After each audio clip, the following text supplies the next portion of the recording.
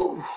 Whoa, man, what is up? That was a pretty fire ass intro. I'm pretty happy with that. Not mad about it at all. Guys, what's up? Welcome to another episode of Roofing Underground. It's me, I'm your boy Dave, the Roof Poppy, aka your favorite roofer's favorite roofer.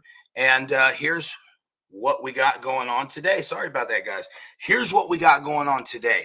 Um, Something happened. We had a phenomenal experience in the field today. Had a lot of good, high energy, super jacked up about the momentum we've been able to build inside of the last month of the year. I've been focusing really intently on serving the needs of my team out in the streets, door knocking with them, leading from the front, and spending that time investing my skill sets and helping them get farther. Excuse me. Uh, Helping them spread their skill sets so we can get them farther inside of their current career path in making more income. And it has been a really fucking huge honor to have the ability to spend the last couple of weeks out into the field intentionally with them like that. They are a phenomenal group of hardworking individuals, and I'm absolutely blessed to have them on the team.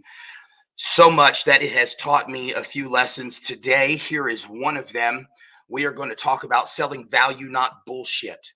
There is a lot of bullshit that gets sold, especially to homeowners and even to us roofing contractors here in this industry. We get sold a lot of bullshit on a daily basis. Here at Roofing Underground, we're not like that. We're not going to sell you bullshit. I'm only going to tell you stuff that I know absolutely fucking works. I'm not going to sit here and waste your time with all the pretty watered down new age, recycled, same shit everyone else is saying. But I will hit on a couple of things. Number one, if you're selling based on value, then you're going to dominate and crush your absolute fucking goals into smithereens. If you're selling, trying to close people to get them to pay you as much money as you possibly can because you're like a greedy little fucking troll, you're going to suck. You're going to suck real bad, and your business is probably not going to last. You might actually do really fucking well. I'm going to be honest with you. You may do incredibly well, but you are not going to impact near as many lives as you would otherwise from selling based on value. And today I'm going to give you 6 simple things that you can do that we have kind of come up with here on our own because of the events of today. Now, I'll tell you a couple of those events. We're riding down the street, we're doing our thing. Last week, I had a gentleman, one of my team members, knocked on a guy's door, had a conversation with him. Our GMB is acting up on our Google address in San Antonio. So when the guy looked us up, he couldn't really get the information he wanted to feel comfortable with his decision about who he was talking about at the door. And so when he called my phone. Obviously, after hours, it was like 7:30 at night on a Thursday. Routed over to me. I took his phone call, explained who I was, how I was related to the company, and what I could provide for him. I sent him my Google link. I didn't just tell him, "Well, go to A5 Roofing and click on the thing, and you can see our service." No, let me send this to you. Sent him my Google link, sent him my YouTube, sent him my Facebook for my business, not my personal. And then I sent him some information from Certainteed as well on Select Shingle Masters. Um, Given this information, I drive by the gentleman's house today and I see him outside. I didn't realize who he was because I've never seen the guy, didn't know what house he was. And one of my PMs in the truck with me goes, "Dave, that's the fucking guy." Da, da, da, da. Woo, through the trucking park, pulled over real quick, jumped out of the truck. Hey, said, "Hey, I'm Dave Taggart. Wanted to introduce myself to you. We spoke on the phone. Did you get the stuff that I sent you?" He said, "Yeah, absolutely. I got it. Thank you very much. As a matter of fact, the insurance adjuster's coming out today at 1:30. Do you think you guys can be here today at 1:30 to do that?" Fucking bingo. Yes, I can be there at 1:30. I had a project manager, called him, boom, boom, boom. "Wake up. You got to get over to this property. I need you here. I've got 3 inspections to do down the road." It was his customer. He was the guy that knocked on the door anyways. But the whole reason why we got to this point to where the gentleman was calling looking for information on the company is because something had not happened beforehand that established the clear value indication and the reputation of the company. And I know what it was. I didn't find this out until afterwards. It turns out the homeowners, sorry if y'all hear my boy down there, the homeowner's wife actually said, "Honey, we don't know these people. They knocked on her door. We don't want to continue anything else." Da, da, da, da, da. And thank God this guy wanted to do his own homework still, because when he reached out for me and said, "Dave, provide me some value," I turned around and I gave as much value as I could possibly provide. And so that was pretty awesome. Here are the 6 tips that I've realized through today's events we can do to implement a value-based selling method. And number 1 is ask questions. Write these down. Number 1, ask fucking questions. Always be willing to ask questions. The more questions you ask, the more you can understand what your prospective customer wants and needs. This is not new. This is not a fucking secret. I don't know why anybody is going to sit around here and ever pretend that this is a fucking secret. It's not. You ask questions. Okay? Pay me thousands of dollars for giving you great sales advice here if you'd like to. Okay? Ask questions. You need more information if you want to serve something. For instance, today we were driving in the truck. I was having a conversation with Garrett. He was telling me about a customer that was kind of non-responsive. And I said, tell me about that customer. What do they like? What do they dislike? What do they do for a living? What are their hobbies? What are their interests? And he's like, and boom, little bits of data started coming back into his head. He's from New York. He managed an apartment building. COVID really screwed up his business. Da da da da da. I feel like he likes Trump for some reason. Here's where he's from in New York. Great guy, talked about this. Wife was Italian. That he talked about Italian food all the time. I told him, I said, you know what you do if you want to follow up with him? You send him an email and you ask him, because the problem is, right, the phone number is wrong or whatever. Maybe the guy doesn't have a phone number that works. I don't know. It's something about the phone number. How do you follow up with that guy? You send him an email and you ask him for the best recommendation for an Italian food local that he can get. Tell me what's the closest to the real shit that they have in New York that I can get in Cibolo, motherfucking Texas.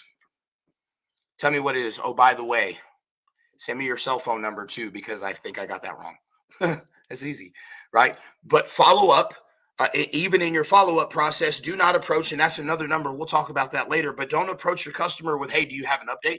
Hey, you got some information for me? Hey, do you know what the fuck's going on with your job so that I can try to make money off of you from being a piss poor project manager? No, ask questions and don't ever respond to them out of a need to want to get an update and not have no goddamn value to provide. Don't ever do that.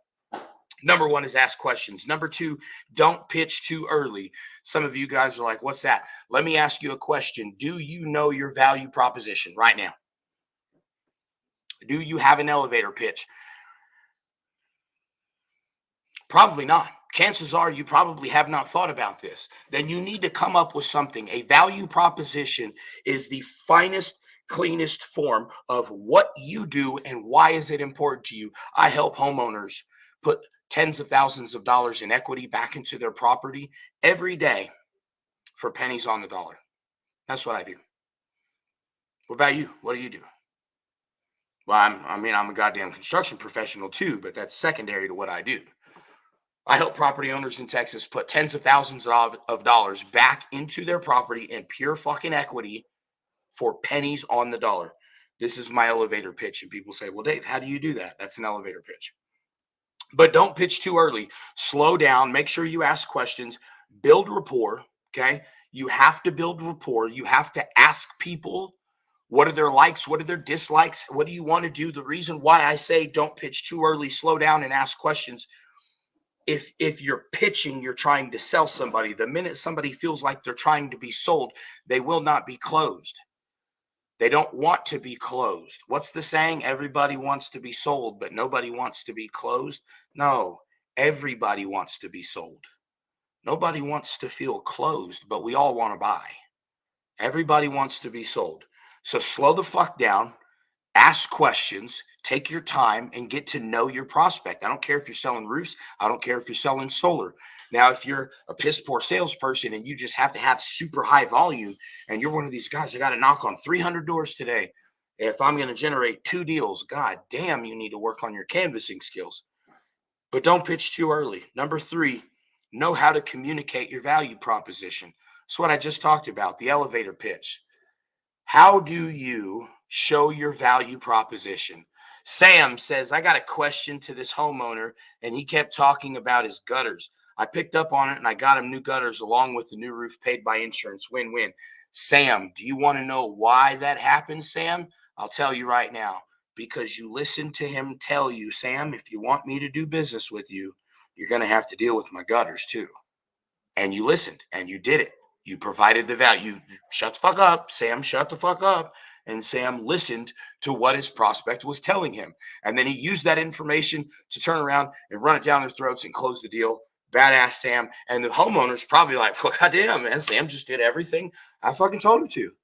It was great. I didn't have any problems. It was fucking phenomenal. But know how to communicate. Back to number 3, know how to communicate your value proposition. What makes you different? When I talk to homeowners, we talk about things like construction code. I had a conversation with a homeowner in his driveway today, and he asked me, how long is it going to take you to do my roof? And I said, well, with the city of Schertz, sir, it could probably take me anywhere between 8 hours and 2.5 days. And he said, what the hell are you talking about? 2.5 days. I said, well, 2.5 days because we have to do an underlayment inspection. That's part of the permitting process with the city of Schertz. We have to pull the permits. When we get the underlayment ready, we have to call in the underlayment inspection. Hopefully the adjuster arrives sometime around lunchtime so we can get this wrapped up and rolled by the end of the night. But in the event that the adjuster or the insurance, the city inspector doesn't show up until 4 o'clock in the afternoon, we'll try to get your roof finished in 1 day. But it may turn into 1.5, maybe 2 days. And the light went off in his head, and he got really excited about the prospect of doing business with us because he liked the fact that we were being honest about the timeline when we talked about the city of Schertz getting involved and having to pull permits. Dude was super cool with that. I'm super cool with that. You think it's phenomenal that I'm going to do business like a fucking professional, and that's why you're going to do business with me? I am okay with that.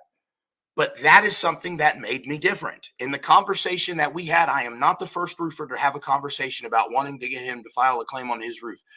And it didn't sound like we were the first company of roofers to stop by his house that week. What it does sound like was we were the first fucking ones to understand that this man builds fences in the neighborhood and talks about pulling permits on the fences that he builds for his neighborhood. What do you think that guy really cares about? He cares about another contractor coming in and doing the same shit that he would do, which is pull the fucking permits, man. Pull the fucking permits. Brian says Schertz updated their FaceTime, their inspection process, and they do it through Zoom call or FaceTime. Just a heads up. Woo! That's what I'm talking about. Chuck Allen says exactly, Chuck. Number 3, know how to communicate your value proposition. Be able to tell somebody what fucking makes you different, man. What is it that makes your company your company? Educate people. Spend more time teaching and less time talking. This is going to be a hard one. This is going to be a real hard one. For a lot of you sales guys, this is going to be a hard one. Because let's be honest, it's not the easiest thing to sit around and teach somebody some shit. But here's not what I'm saying. And I'm not telling them, teach them how to install a roof. I'm saying educate them on the functionality of a roof, how the components work together. If you want a person to believe that you are a credible subject matter expert when it comes to roofing, be able to explain to them in a way that they understand what their roofing system does. And for God, please, ladies and gentlemen, stop talking in fucking squares. Homeowners don't understand that. You talk square feet with homeowners. Please, please, please. I'll be like, oh, yeah, it's 53.53 squares. Homeowner doesn't know what the fuck that means. They don't know what that means, but they know what 5,733 square feet means. They know what that is. Let's start talking in layman's terms. Let's stop trying to sound like Chip and Joanna Gaines, and let's start doing our jobs, right? Spend more time educating, less time talking to your people. Be able to explain the components of the roofing system, how the process works, what they should do. What they should do. That moves me into number 5, guide people. Don't try to sell them. Don't try to close them. Don't try to provide them a proposition with a call to action. But if you do it now, I'll save you this. Guide them. We did that this afternoon. We had a lady call us from a direct mail campaign, and she said, Dave, I'd like to get an estimate. We came out to her house. I could already tell she had her insurance already involved in the process. They had already issued her payments. Luckily enough, I kind of put this together on the first phone call, on the discovery call, if you will, and I ordered the Eagle View for her property, and it came back at 53.33 squares, 35.33 squares. And I did my math on it. She said, Dave, what's this roof probably going to cost me? I said, if I had to estimate, I said, about this much money. And she said, and I said, do you know what your deductible is? And she said, yes, I know what my deductible is. And I said, would you mind sharing that information with me so that I'm better educated on the condition in which we're talking about here? She said, it's $3,000. I said, okay. I said, let me ask you a question. And she said, what? And I said, is your insurance, the money you got from the insurance, is it more or less than the amount of money that I'm proposing that you should, that to replace your roofing system? And she said, the amount that they sent me is less. And I said, about how much is it less? What do you think she said, ladies and gentlemen? What do you think she said? She said, about $3,000. I said, well, fuck. That's your deductible. That's what that is. Now, let me educate you on what a deductible is. And then we continued to educate them. Chuck said thousands. No, it was pretty spot on. She had what seems to be a pretty accurate. This was USA. No, it wasn't USA. Who was it? I don't even remember who it was. But I think Garrett has the loss statement right now. She didn't want to share the loss statement with us. Here's the end of the story. She didn't want to share us the loss statement. She wanted us to give her an estimate, and hopefully we could just get the estimate over to the insurance company and they could approve it because we come highly recommended on her. And I told him, I'm like, well, sure, you can do that if you want to, but we could Liberty, Garrett Toe, Liberty Mutual. That's right. So you can send that off if you want to, but the best way to handle this is to just find a roofing contractor that you know, like, and trust, and help them help you. That's the best advice I can give you as a homeowner. I don't care if it's me, if it's anybody else. Find out what that roofer wants to do your estimate, to do your roof. First of all, I did business with her like she fucking asked me to do business with her. She said, Dave, if you'll give me an estimate, I'll tell you if it's high or low, and then we'll figure out what we can do from there. So I gave her an estimate. Wrote it down on a contract. All she has to do is sign it. Here you go. Here's what we would charge to do this. She says, Dave, it's more than what my insurance is going to pay me. I said, that's what they all say, especially if they all state. That's what they do. Ooh, that's what they all. Okay. Anyways, guide them. So explain the process. Take the position of a consultant, if you will. Stop being a fucking salesperson for a minute. Stop being, I know this is going to be hard for you guys because we already had this conversation. Stop being a fucking salesperson and start consulting people and guiding them through the process. You are going to close more deals, make more money, and fucking do things for people in their lives that you never thought possible if you start consulting and guiding people through these fucking processes instead of trying to focus on selling them and upcharging them for dumb shit. You can, if you're a if you want a big ass company, that's out there absolutely crushing numbers, you can do it one of two ways. Number one, you can fuck people over. Number two, you can provide so much value that it impacts thousands of lives. You got two options. But you can't impact thousands of lives and do good if you're sitting around fucking people over left and right. So learn how to sell on value. Number 5, guide people like a consultant would guide them. And number 6, value in every interaction. If you're going to follow up with somebody on a 3-6-9 rule, right? 3 days, 6 days, 9 days, every 3, every 6, so it's basically every 3 days, and then it turns into like 30 days, 60 days, 90 days, so on and so forth. If you're going to follow that up, do not, like I said before, this is one of my biggest pet peeves, and I'll tell my sales guys every time I catch them doing this shit, I'll tell them, do not do that. Do not ever call a homeowner and ask them, hey, do you have an update for me? Hey, can you tell me what the fuck I'm supposed to be doing right now? That's what that sounds like to me. I'm not going to lie to you. When somebody says, when I'm like, hey, what's going on with their homeowner? They were like, well, I was going to call the homeowner and ask them what's going on. You better call the fucking insurance company and ask them what's going on. You better take some personal accountability for your position and be the guy that provides the solutions and the answers. You call your homeowner and you say, hey, homeowner, here's what I've got for you. Here's an update. Are you ready to pick a color out? Have you guys had an opportunity to talk about the financing? Is there anything else I can provide you that may assist you in making a better decision so I can educate and empower you? That's where you have to take the position if you're going to succeed, not only in number 1 in this time of year, but number 2 in a tough fucking economy, because everybody is out here trying to sell their asses off right now to crush their income goals, both at the end of the year and in this next fucked up year we're going to have. I don't care who you are. I don't care who you voted for. They're all fucking crooks and none of them care about you. None of these people care about you. You don't make enough money for them to really give a fuck about you.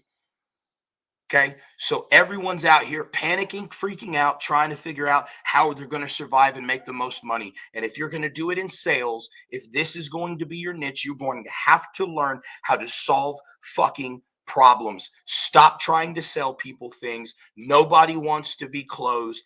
Everybody wants to be sold. And how you do that is you provide value, you solve fucking problems, and the money will come.